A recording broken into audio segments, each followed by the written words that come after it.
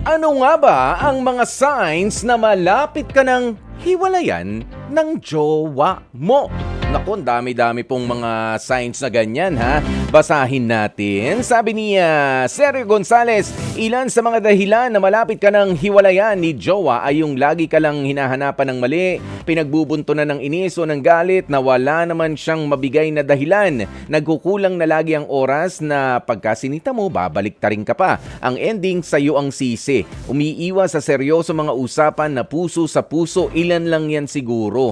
Oo, para sa mga signs, ano. Thank you, Sergio Gonzalez. Sabi naman ni Helen Morcilla, yung palagi na nakakalimot na meron kayong usapan, yung lagi nang may alibay, yung palaging galit at hinahanapan ka ng mali, aba nagkakaparehas halos, ano. Ay higit sa lahat, wala nang pakialam sa'yo at wala na siyang interes na pag-usapan pa yung mga plano ninyo.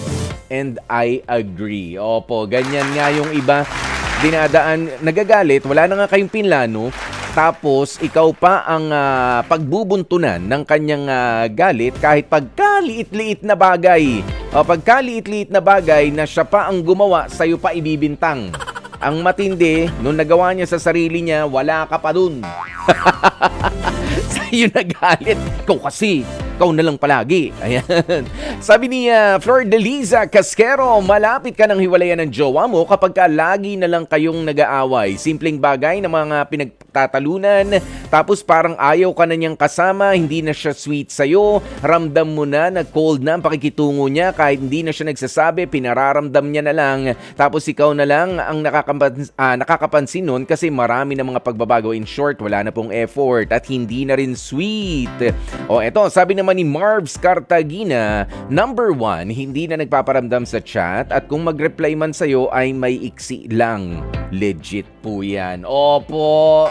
Oo, may ganyan. Tapos number 2, wala nang time sa inyong relasyon at hindi na masaya. Kaya pagka yan ang naramdaman ko sa kanya, alam ko na ang ibig sabihin. Palayain na lang ang sarili kaysa ipilit pa ang relasyon na ikaw na lang naman pala ang lumalaban. Si Jan Tugap, yung parang nanlalabing na siya at feel mo na iba na ang pakikitungo niya. O ganoon yun, paalis na yan, magpapaalam na yan. Oh. Bye-bye.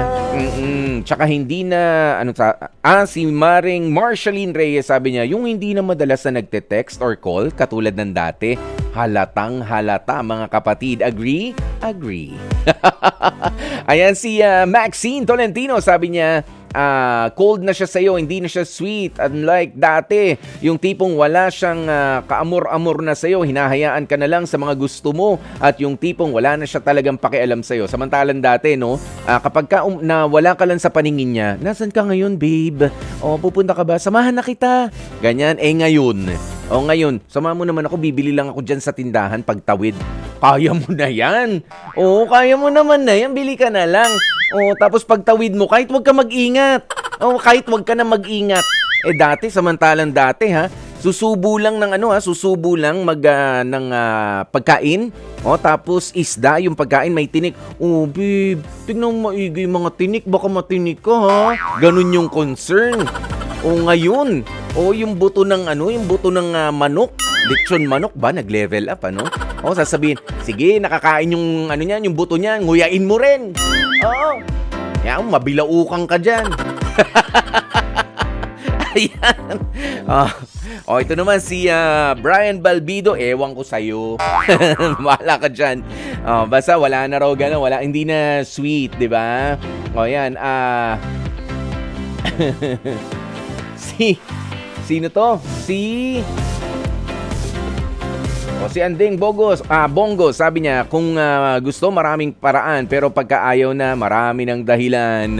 Ayan, si Toms Tumbaga, sabi niya, pagka hindi ka na niya madalas nakausapin at halikan pagka magkasama kayo. Yung tipong yung parang bahong-baho sa'yo.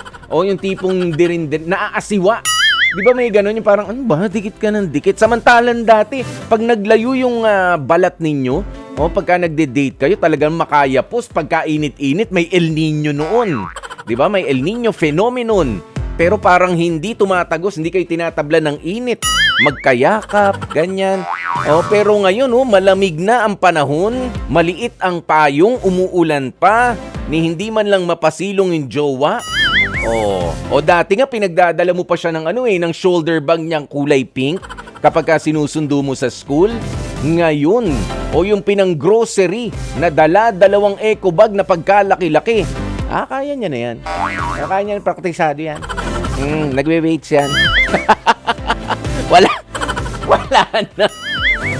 Ewan ko. Ayan, pero kung ano pa man ang paraan, mararamdaman nga po natin yan.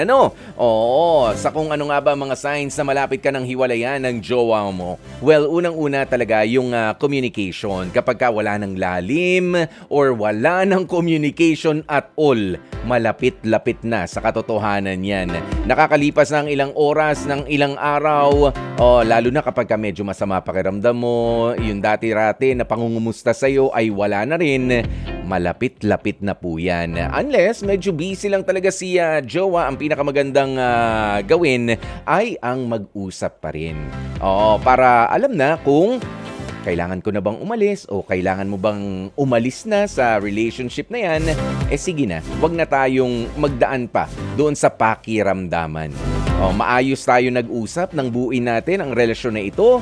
Maayos din sana tayo mag-usap kung sakaling kailangan na nating tiklupin at ligpitin ang mga bagay na hindi na kailangan pang magpatuloy.